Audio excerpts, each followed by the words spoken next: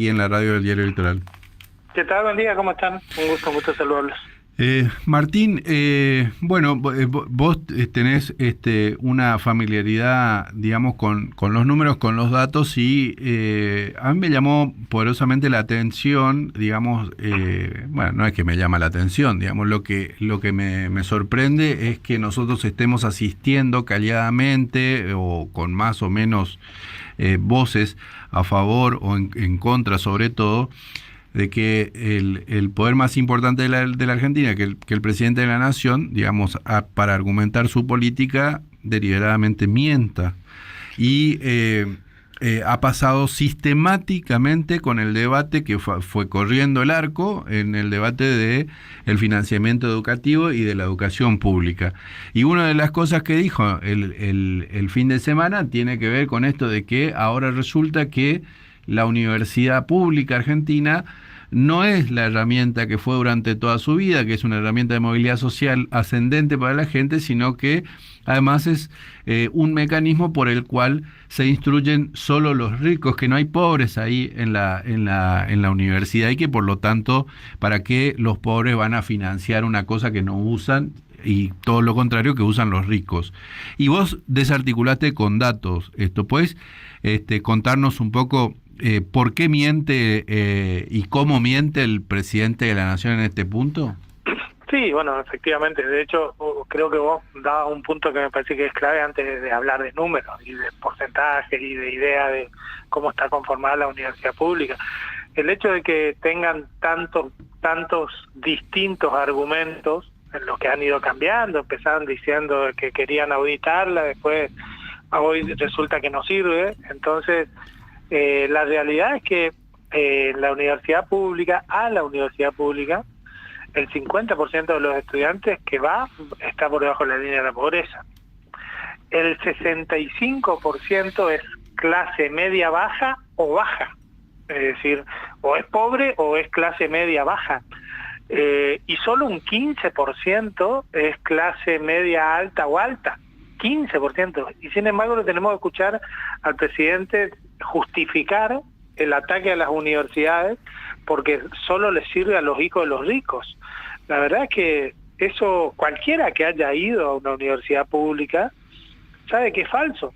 Cualquiera que haya subido al colectivo Chaco Corrientes para ir a estudiar Chaco, si por ejemplo en mi caso a la Universidad de Ciencias Económicas, se encontró con caras, con historias de gente que la tuvo que remar mucho para poder estudiar y que la sigue remando. Entonces, evidentemente, esto, desde lo nuevo que se prende, y que en definitiva no es lo nuevo, es lo que siempre estuvo subyacente, nunca fueron las auditorías. Siempre fue el problema de la educación pública y en particular la universidad pública, ¿no? Claro, tiene que ver con el modelo de universidad que plantea el gobierno también.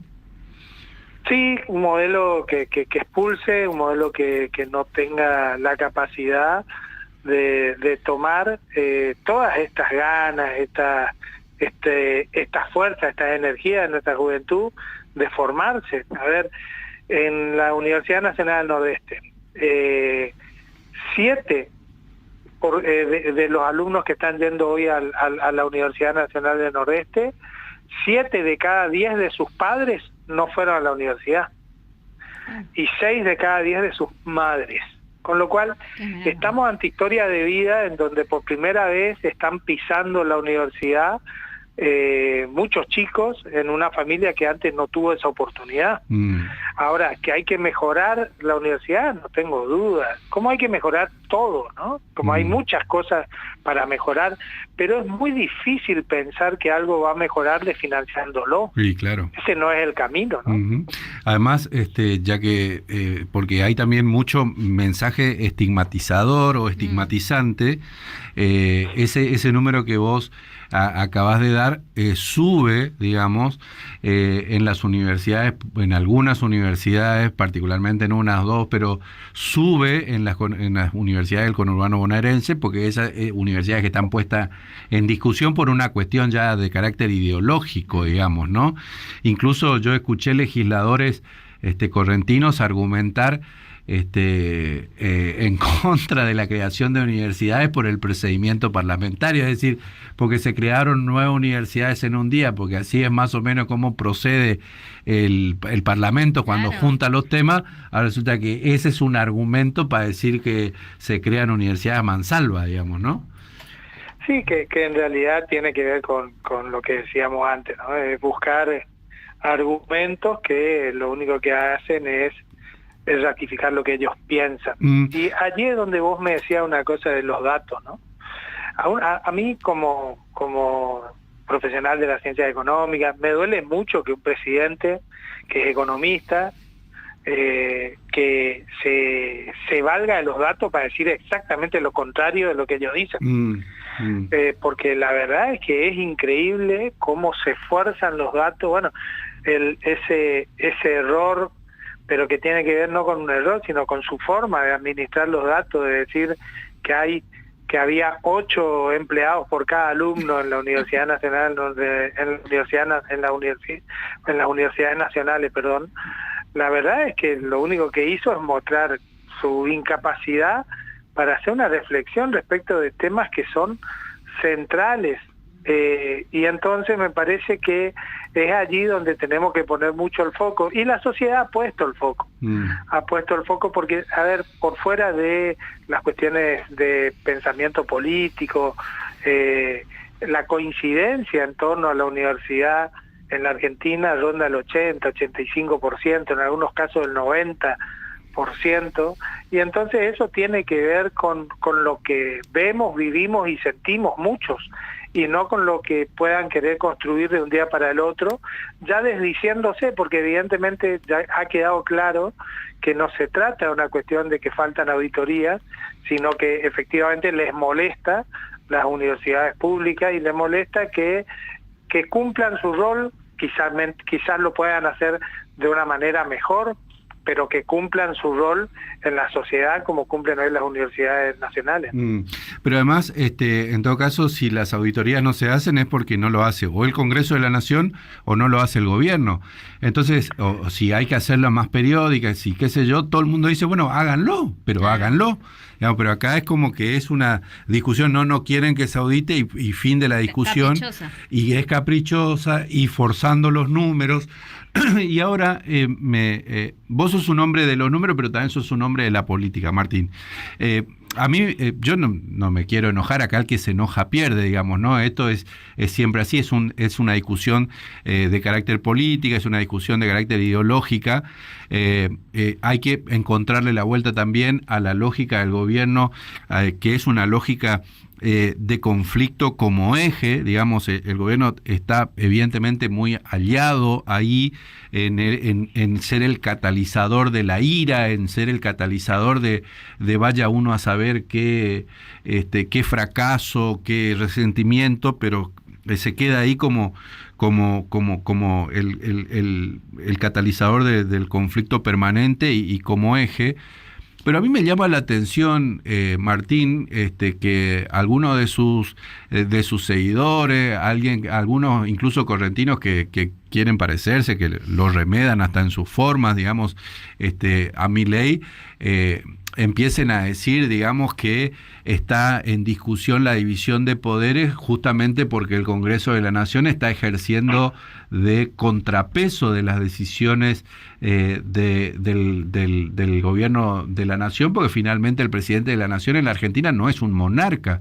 Entonces, ahí me parece que están empezando ya a correr límites de nuestro sistema, y eso me parece ya un poco más peligroso. Sí, no tenga duda. Y yo quiero traer un dato político que me parece que es importante a la hora de hacer una lectura de la situación, porque si bien es cierto, el gobierno festeja la victoria pírrica como la de obtener 1/3 de los votos para que quede ratificado el veto en el tema universitario, en el tema de jubilaciones, no debemos olvidarnos que hace 3 o 4 meses el gobierno conseguía 170, 180, en algunos capítulos hasta 200 votos en la Cámara de Diputados por la ley base. Y hoy está discutiendo cómo llegar a los 80 y piquito para trabar un tercio de los votos. Y eso tiene que ver con esto que decía vos recién, nuestro sistema, un sistema republicano, en donde efectivamente las miradas, y más allá de los microacuerdos políticos, micro o macro, por ejemplo, entre el gobierno y el PRO y algunas otras expresiones, la realidad es que el sistema político busca poner freno a cosas en las que la sociedad argentina coincide. En el tema de las universidades es muy claro. El número no alcanzó, es cierto, no alcanzó, pero estuvo muy cerca, y hasta hace 3 o 4 meses los números se contaban de otra forma, ¿no? Entonces me parece que esa dinámica política hay que saber leerla también, sin entender que esas coincidencias circunstanciales sobre determinados temas implican coincidencias políticas de fondo, pero evidentemente hay en determinados temas que la sociedad argentina se pone de pie, y con la universidad es uno de ellos, ¿no? Martín, nos quedamos sin tiempo, pero no quiero dejar de preguntarte sobre, bueno, en el fin de semana hubo movimiento en el Partido Justicialista, Cristina Kirchner parece que va a ser candidata. ¿Qué pensás de eso? ¿Dónde estás vos en los lados? ¿En qué parte de este proceso nacional, dado que el de acá se postergó? Me parece que es importante que se convoque un diálogo mucho más amplio, ¿no? No creo en los operativos de clamor, creo en el diálogo, creo que hay cosas por resolver que hoy están ocurriendo. Por ejemplo, que un sector de nuestro espacio esté atacando al principal gobernador que tiene nuestro espacio, que es Axel Kicillof, me parece que es algo inadmisible y que debe resolverse. Y estas cosas se resuelven hablando y no por las redes. Y me parece a priori que vos estás más cerca de viene, la postura, ¿no?, de Axel Kicillof. De hecho, estuviste con él la semana pasada, ¿no? Sí, bueno, porque además creo en sus virtudes, pero fuera de eso, doy un ejemplo claro, ¿no? En el mismo metro cuadrado ideológico hay compañeros que eligen atacar al gobernador de la provincia de Buenos Aires, que es de nuestro espacio. Yo creo que estas cosas se deben resolver, se resuelven con diálogo y no con operativos vía Twitter, y tengo expectativas y esperanza de que eso vaya a ocurrir en estos días, ¿no? Bueno, vamos a seguir de cerca ese proceso también. Gracias por estos minutos.